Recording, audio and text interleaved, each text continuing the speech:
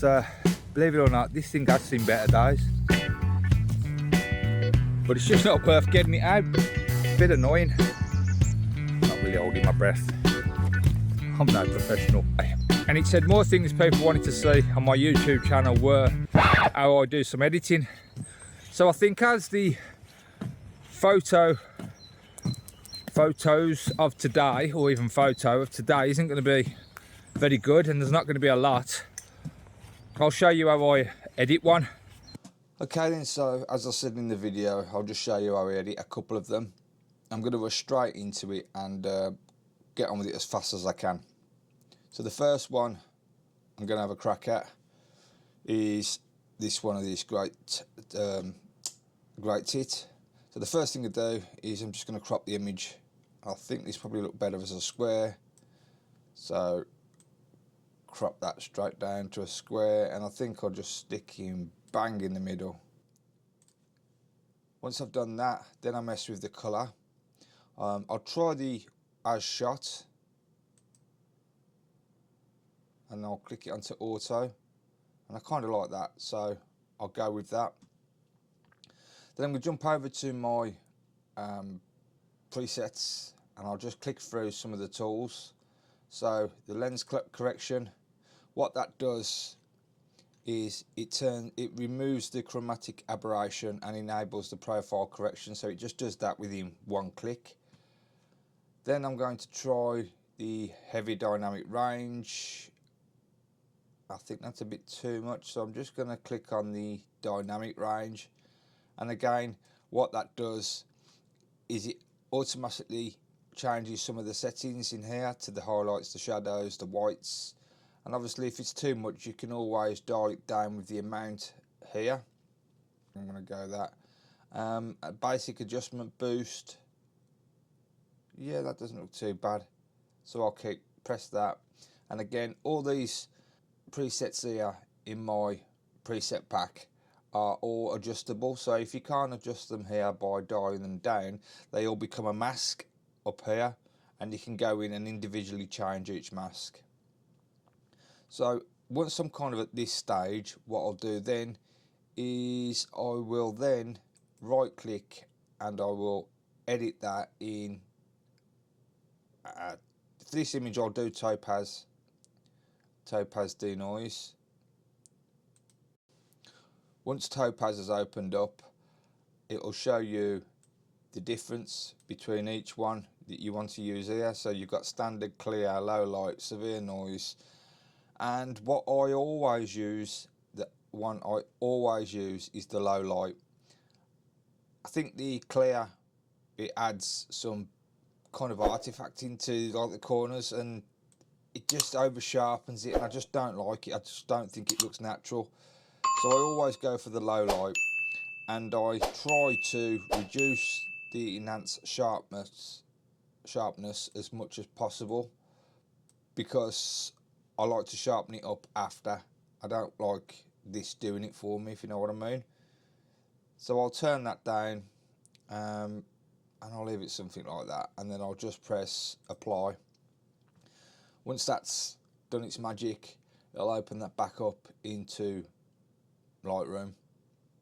So already that looks a little bit better. What I'll do then is I will go to the masking tool, click on that, and then I will click the subject, and just with the subject that will just mask that, and I will just then add some texture back that denoise took away. So if I add a little bit of texture back, not too much, and a little bit of clarity, something like that, and I'll leave it at that. What I like to do then, you can do this in Lightroom, but I like to do it in Photoshop, and I'll show you why. Again, I'll right click on there, and then I'll edit in and edit in Photoshop. Once that's opened in Photoshop, first thing I do is click on the background layer and duplicate the layer. Once that's done, I'll go back down to the bottom and I will click on curves. Now what this will do is it'll make the image pop a little bit more, and it'll make sure you've got your colours right. So if you look here at the bottom of the screen, if you use these sliders here, it will show you that there's a little bit of a gap between nothing, if you know what I mean, and where the actual histogram starts. So that means that there's no real blacks there at the moment. So if I just push that over to where it starts, it kind of gives me my blacks. And again, with the other side, there's nothing here, which means I can move that back over and it will increase the lights. So you've got the darks on the left hand side and obviously the whites on the other side. So I'll bring that up a little bit down to there, up a little bit. I'll bring that down to that there, to where it starts on there, and I will just drop the top here, which is the highlights. I'll just drop that just a little bit. Always keep in mind when using this side of the slider that you don't want to blow out your highlights. So yeah, leave it at that, and then I will flatten the image. I'll get the sharpen tool and I'll just give it one click at something like 60% strength on the eye, on the beak, and on the toes. Once that's done, file, save, and that will save that back into Lightroom. Notice there's a little bit of like a purpley kind of tint to it, so I want to get rid of that. So I'm going to drop the purples down at the bottom,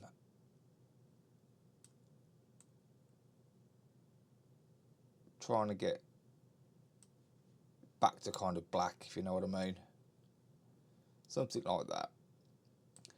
And I will then try adding a soft vignette, again adjustable vignette, which I can alter, but I've got that many of them. Rather than alter it, I'll just click on the one I like. That's too much. Soft, too much. So if I scroll down, I've got some more here at the bottom, vignettes, and I don't want to go crazy with it. I just kind of want to make the middle pop a little bit more, something like that, I think. And then back up to the exposure and just kind of bring up the colour on that a little bit more. If you zoom in, you can see the noise is kind of all gone now. So if you zoom in, you can kind of see now that the noise is gone. It's still a relatively sharp image, and yeah, not too bad. Okay, for my next photo, I'm going to do this slightly different. As you can see, the top of the screen here, I've actually accidentally clipped off the top of the wing. So we're going to see if we can get that put right. The last image, I sorted the noise out with Topaz denoise, and in this one I'm going to use DXO Pure Raw. The difference is with DXO Pure Raw, you have to use raw files straight away. So if you kind of edit the photo, send it to Photoshop or whatever, and then do some work on it, when it saves it back, it's a TIFF file, so you can't then run it through DXO Pure Raw. So you have to do it at the very first stage. So just drag the photo that you want sorted out into here. Once it's inside, just go to process now at the bottom here. Just going to use just a normal deep prime. Lens soft, we'll probably leave it on standard, and we'll just leave it at that.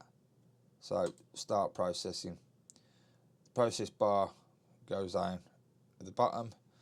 The reason I kind of prefer Topaz over this most of the time is that I find Topaz is quicker. So once that's done, go back into Lightroom and then just click on the photos, back in the folder. It sends it back to the folder where your photos were, but now it's classed as a DXO file.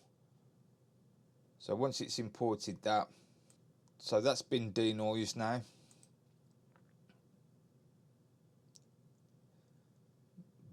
not that keen on it, to be honest, but we'll work on with it being as that's what I said I'd do.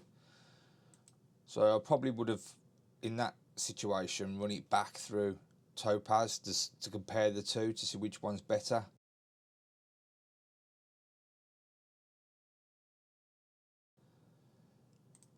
So we'll crop it. It's only going to be a rough crop for now because we're going to fix the top of here. And then increase the exposure a little bit, the shadows. So right click, editing Photoshop. So once you're in Photoshop, click on background, duplicate the layer. That duplicates, and then press C for crop, and then drag the photo at the tops where you want to add more to it. Something like that. And then press generate down here. What that'll do is it'll fill in the gaps around the photo and try and make it look as though that's the way the photo was took. You'll get 3 options here to choose from, and you just pick which one you like. So the first one isn't too bad. Second one, no, it makes the wing look a bit dodgy. And that one again is okay, so it's between the first and the second. And I think we'll go with the first. If you don't like any of them, you can press generate and it'll give you another 3. So once that's all done, right click on the background and then flatten image. Let's go back to the curves.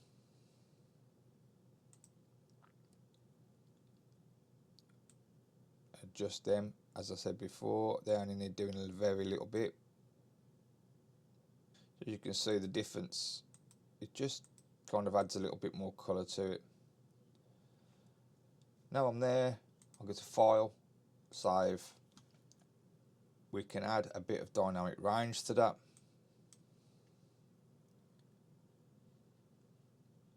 And also a basic adjustment boost.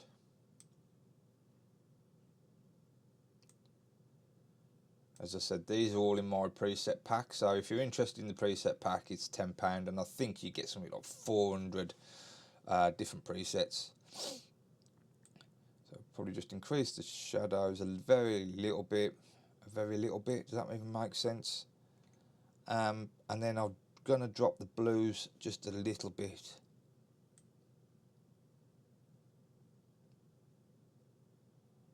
There. Now, although that's kind of centralised, and to give the birds room to move, I think I'm going to crop it a little bit more, and I don't, just to see where it kind of looks the best. Might look better if I straighten that a little bit.